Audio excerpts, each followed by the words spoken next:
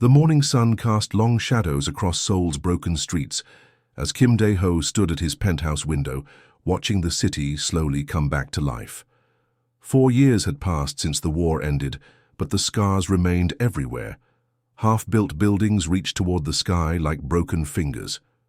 Workers moved like ants through the rubble, carrying bricks and steel beams on their backs. Dae-ho sipped his imported coffee and checked his gold watch. Another profitable day lay ahead. His warehouses were full of construction materials that desperate builders would pay top price for. The Americans had made him rich during the war, and now the reconstruction was making him even richer. "Papa, I can hear the hammering again," came a soft voice from behind him. He turned to see his daughter Sora standing in the doorway, her small hands feeling along the wall for guidance. At 12 years old, she moved through their apartment, like a ghost, always careful, always quiet. Her unseeing eyes stared past him toward the window, where the construction sounds drifted up from below. "Yes, they are working on the building across the street," Dae-ho said, walking over to take her arm. "Come, your tutor will arrive soon." Sora nodded but did not move away from the sounds. They start very early. The workers must work very hard. Dae-ho felt his jaw tighten. He did not like when Sora thought about the world outside their safe apartment. The world had already taken too much from her. The bombing that destroyed their old home had stolen her mother and her sight in one terrible night. He would not let it take anything else. "Do not worry about such things," he said, leading her to the dining room. "Eat your breakfast. Mr. Park will be here at 9 to continue your English lessons." Across the city, in a tiny room that barely fit a sleeping mat, Park Ji-min was already awake. He had been awake since 5, studying engineering books by candlelight. The electricity in his building worked only sometimes, and he could not afford to waste the morning hours. Ji-min closed his book and stretched his tired back. At 35, he felt much older. The war had aged everyone, but refugees aged faster than most. He had walked south with nothing but the clothes on his back and knowledge in his head that no one seemed to want any more. He rolled up his sleeping mat and prepared for another day of carrying heavy stones and mixing concrete. His hands, once smooth from drawing building plans, were now rough and scarred from construction work. But he was grateful. Many refugees had no work at all. Ji-min put on his work clothes and picked up his lunchbox.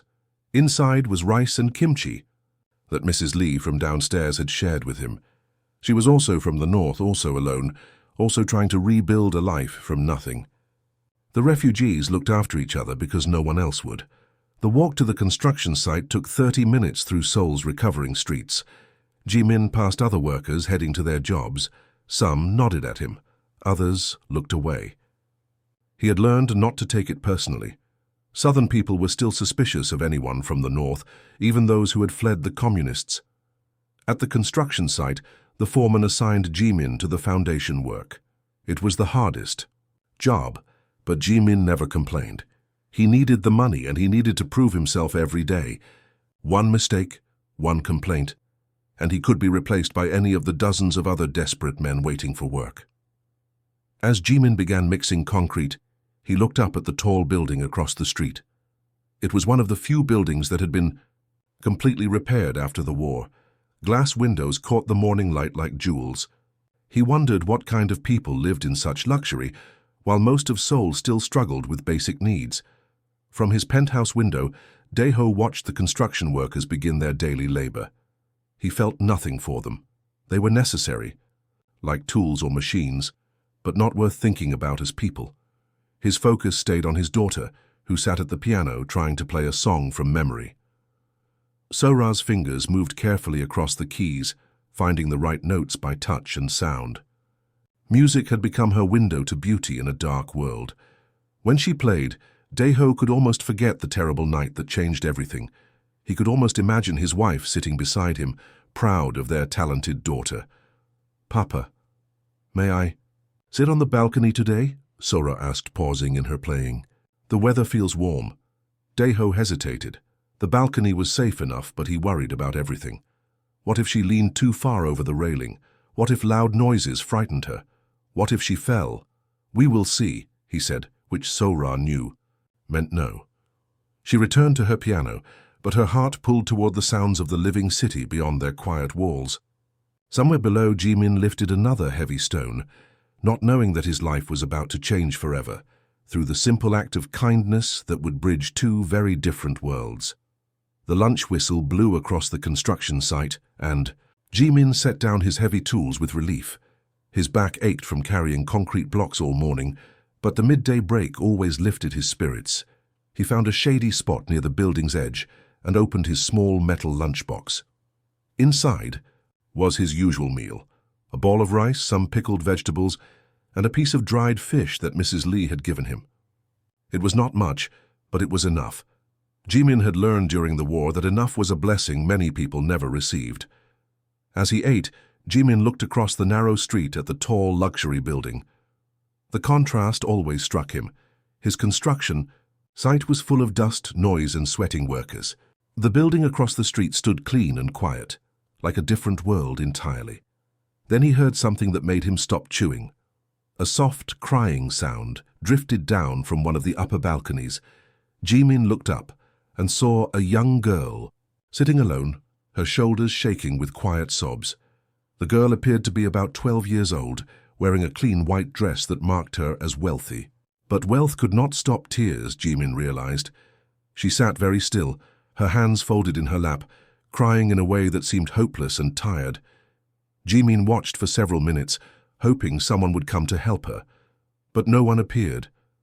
The girl just sat there alone with her sadness. Finally, Jimin could not ignore her pain any longer. He walked to the edge of his construction site and called up gently, "Little miss, are you all right?"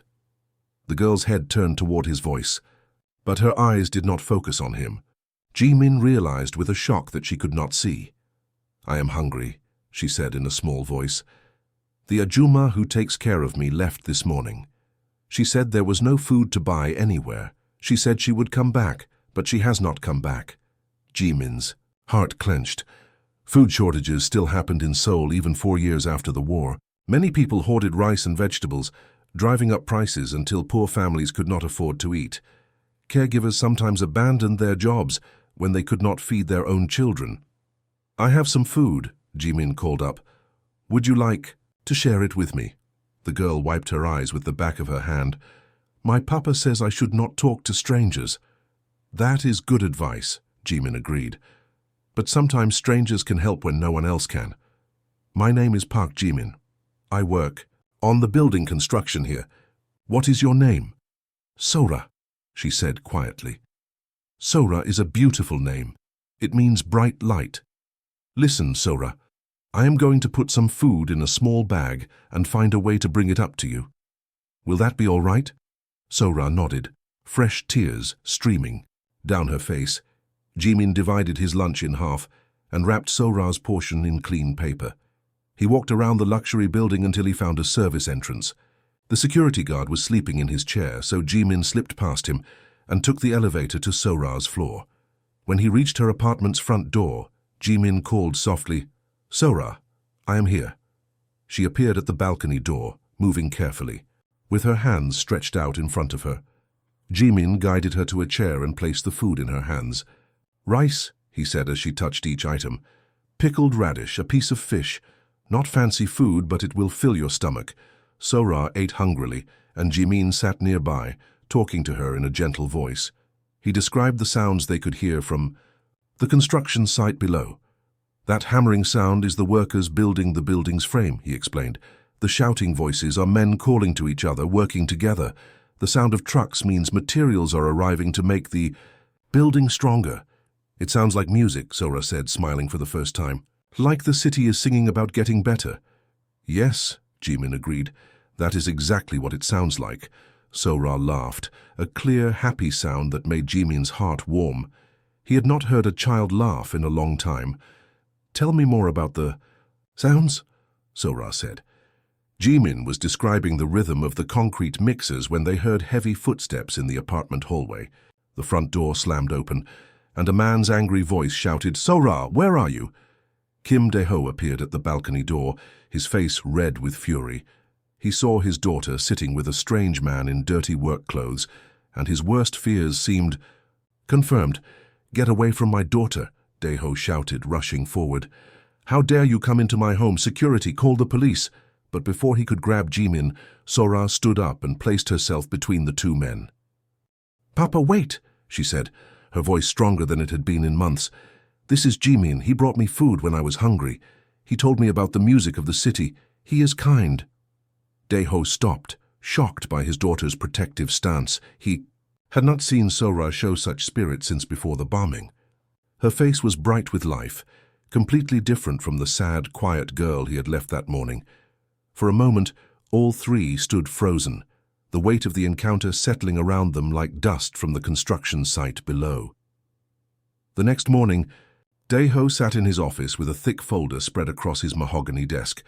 Inside were photographs, documents, and reports about Park Jimin. Daeho had called in favors from contacts in the police and refugee services to learn everything he could about the man who had dared to enter his home. What he found surprised him. Park Jimin had graduated from Seoul National University in 1948 with a degree in civil engineering. Before the war, he had worked for the government designing bridges and roads in North Korea. His wife and 2 young children had died during the Chinese intervention in late 1950, killed when bombs destroyed their apartment building. Jimin had walked south alone, carrying nothing but his education and his grief. Daeho studied a photograph of Jimin from his university days. The young man in the picture wore a clean suit and had hope in his eyes. The refugee worker, Daeho, had met yesterday looked much older, marked by loss and hard labor. The reports also revealed something else.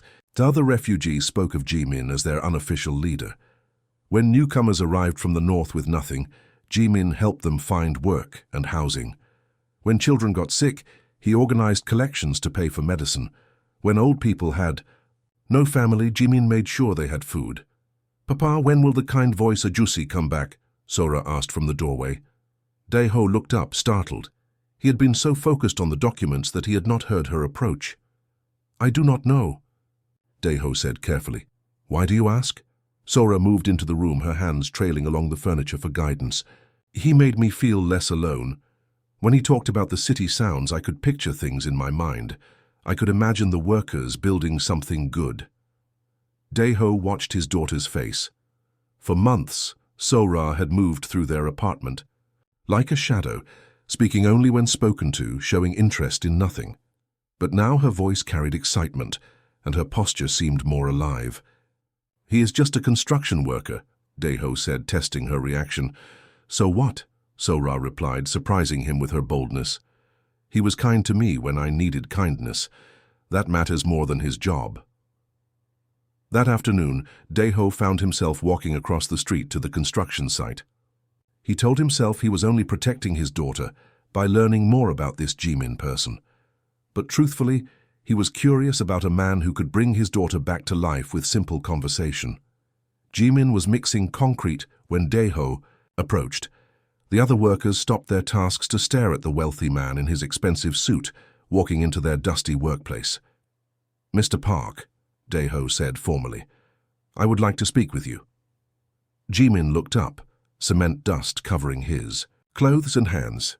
"Yes, sir." "Not here," Daeho said, glancing around at the watching workers. "There is a tea house on the corner. Meet me there when your workday ends."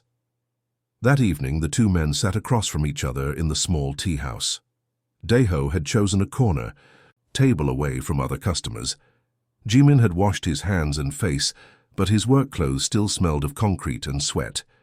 "I investigated your background," Daeho said directly. "You were an engineer before the war." Jimin nodded calmly. "Yes, I was." "Why did you not tell me this yesterday?" "You did not ask," Jimin replied, "and it does not matter now. The war changed many things. I am a construction worker now." Daeho studied Jimin's face. There was no bitterness in his voice, no self-pity, just acceptance of reality. "My daughter asks about you constantly," Daeho said. "She has not shown interest in anyone since—" He paused, finding the words difficult. "Since she lost her sight." "Sora is a special child," Jimin said softly. "She has been through much pain, but her spirit is strong." "You lost your family in the war," Daeho said. It was not a question, Jimin's hands tightened around his teacup. Yes, my wife and 2 children. They died when the Chinese bombed our neighborhood in Pyongyang. I lost my wife too, Daeho said quietly. The same bombing that took Sora's sight. For a moment, both men sat in silence, united by their shared grief. How do you continue? Daeho asked. How do you find meaning after losing everything? Jimin considered the question carefully. I help other people who have lost everything. When I make their lives a little better, my life has meaning too. We survive together, or we do not survive at all. Daeho thought about his own life since the war. He had focused only on protecting Sora and building his wealth. He had not thought about helping anyone else survive. Sora needs more than protection, Jimin continued gently. She needs to feel useful to be part of the world. When you keep her locked away from life, you steal her hope. The world is dangerous, Daeho said defensively. Yes, Jimin agreed. But hiding from danger is not the same as living. Sora is braver than you think. She just needs someone to show her that bravery is possible. As they walked back through Seoul's evening streets, Daeho realized that this refugee construction worker understood his daughter better than anyone else had in years. Perhaps it was time to lower the walls he had built around both Sora and himself. 2 weeks after their tea house meeting, Daeho stood in his office looking at architectural plans spread across his desk. But these were not plans for profit. They were blueprints for a new elementary school in one of Seoul's poorest neighborhoods, where many refugee families lived in temporary shelters. The foundation will need extra support because of the soft ground, Jimin said, pointing to sections of the drawing. He wore clean clothes now and sat at Daeho's conference table like an equal partner, not a charity case. Daeho had surprised everyone, including himself, by proposing the partnership. Instead of simply giving Jimin money or a better job, he had suggested they work together. Jimin would use his engineering skills to oversee construction projects. Daeho would provide the money and business connections. Together, they would rebuild parts of Seoul that everyone else had forgotten. The school must be strong enough to last 50 years, Daeho said, studying the plans. These children deserve buildings that will not fall down, Jimin smiled. A month ago, Daeho had cared only about his own daughter. Now he spoke about children he had never met, as if they were his own family. The hospital project is moving faster than expected, Jimin reported. The workers are excited to build something that will help their own neighbors. They work harder when the project has meaning. Through the office window, they could see Sora on the apartment balcony across the street. But she was not alone anymore. 3 other children sat with her, and their laughter drifted across the busy street below. She is teaching them to recognize different sounds, Jimin explained, following. Daeho's gaze. That girl with the crutches lost her leg in a bombing. The boy with the bandaged hands was burned in a fire. They help each other learn new ways to do things. Daeho watched his daughter demonstrate how to identify the sound of different types of vehicles by their engines. The other children listened carefully, then tried to guess what was passing on the street below. When someone guessed correctly, they all clapped and cheered. I was wrong to keep her away from other children, Daeho admitted. I thought I was protecting her, but I was making her lonelier. Fear makes us do strange things, Jimin said kindly. But love can fix what fear breaks. The next morning, Jimin arrived at the apartment building to take Sora on one of their regular walks through the neighborhood. These walks had become the highlight of Sora's week. Jimin taught her to navigate Seoul's recovering streets by listening to the patterns of sound and feeling the different textures under her feet. The fish market is 2 blocks ahead, Jimin said as they walked. Can you smell it? Sora breathed deeply and nodded. And I can hear the vendors calling out their prices. The woman with the high voice is selling squid. The man with the deep voice has fresh mackerel. Very good, Jimin praised. Now, what does the ground tell you? Sora concentrated on the feeling under her feet. We are walking on old stones. Here, but they are uneven. This street was damaged during the war and repaired quickly. The stones up ahead feel smoother and more regular. Excellent. You are learning to read the city like a book. They stopped at a small construction site where workers were building new apartments for refugee families. Jimin had designed these buildings to be simple but solid. with large windows to let in plenty of light. "Mr. Park," called one of the workers, "the little miss is here." The construction workers had all grown fond of Sora during her visits. She remembered each man's voice and always asked about their families. In return, they competed to describe their work in ways that helped her understand what they were building. "Today we are installing the roof beams," explained Mr. Kim, the site foreman. "Can you hear how the hammering sounds different when we hit the wood versus the metal brackets?" Sora listened carefully to the various sounds. "The wood makes a deeper sound, like a drum. The metal rings like a bell." "That is right. You have better ears than most of my workers." As they continued their walk, Jimin noticed how much Sora had changed. She walked with confidence now, her head up and her shoulders straight. She asked questions about everything and laughed easily. Most importantly, she had stopped talking about her blindness as something that made her helpless. "Jimin ajusi," Sora said as they headed home. "I want to learn how to help with the construction projects. Maybe I could organize supplies or keep track of things. My hearing is very good and I can remember details." "That is a wonderful idea," Jimin replied. "I will talk to your father about it." That evening, Daeho, Jimin and Sora sat together for dinner in the apartment. It had become their routine. As they ate, they discussed the day's progress on various projects. "The new hospital will open next month," Daeho reported. "The doctors are very excited. They will be able to treat twice as many patients. And the school playground is almost finished," Jimin added. "The children from the refugee camp come every day to watch the workers install the swings and slides." Sora listened to their conversation with growing excitement. "Papa, I want to help more with the projects. I think I could be useful." Daeho looked at his daughter's eager face and realized how much she had grown. The frightened, withdrawn child was gone. In her place sat a confident young woman ready to contribute to the world. "I think that is an excellent idea," he said. "We need someone with your skills to help coordinate our efforts." As the three planned Sora's new role in their reconstruction work, Daeho understood that they were not just rebuilding Seoul's buildings. They were rebuilding the connections between people that war had broken, creating new families from the pieces of old ones. The spring morning air carried the sounds of a city coming back to life as Daeho walked through the neighborhood that had become the heart of their reconstruction efforts. 12 months had passed since that day when Jimin first shared his lunch with Sora, and Seoul looked completely different now. Where once there had been empty lots filled with rubble, new buildings stood strong and proud.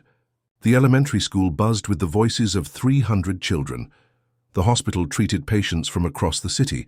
Apartment buildings housed families who had lived in tents and shelters for years after the war. Daeho paused outside the school to watch children playing in the courtyard during their morning break.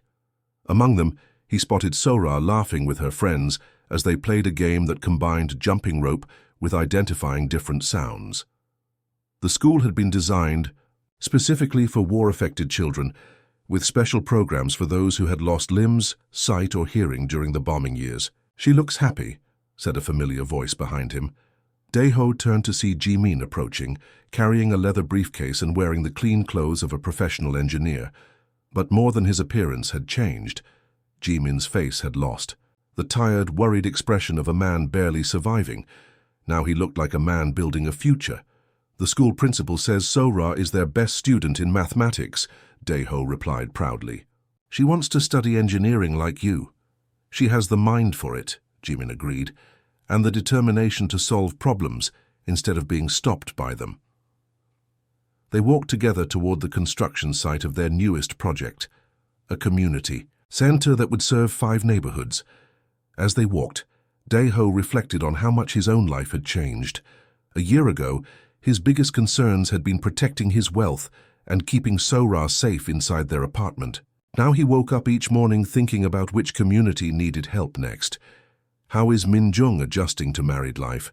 Daeho asked with a smile. Jimin's face brightened at the mention of his wife. "She is wonderful.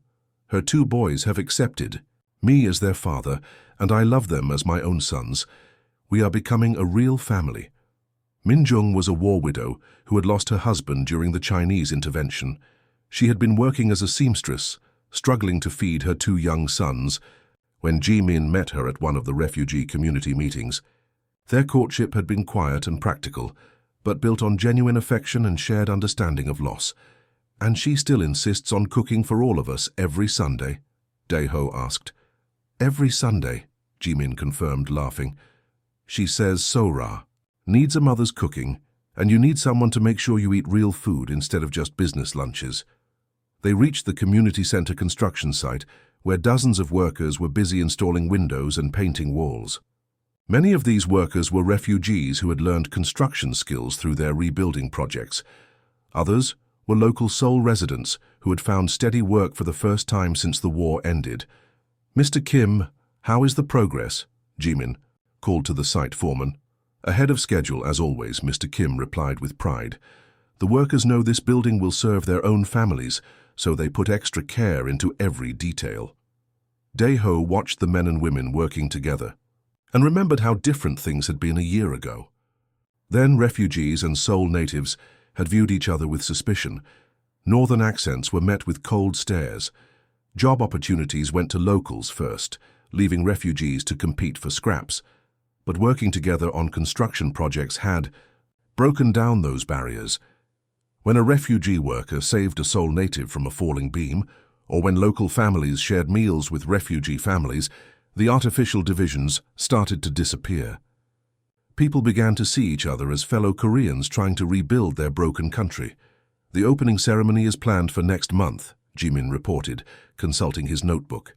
"The mayor wants to give a speech about community cooperation." "Good," Daeho said. "This center represents everything we have learned about working together." That evening, the extended family gathered for their weekly dinner at Daeho's apartment. Minjung had arrived early to cook, filling the kitchen with the smells of bulgogi and kimchi stew.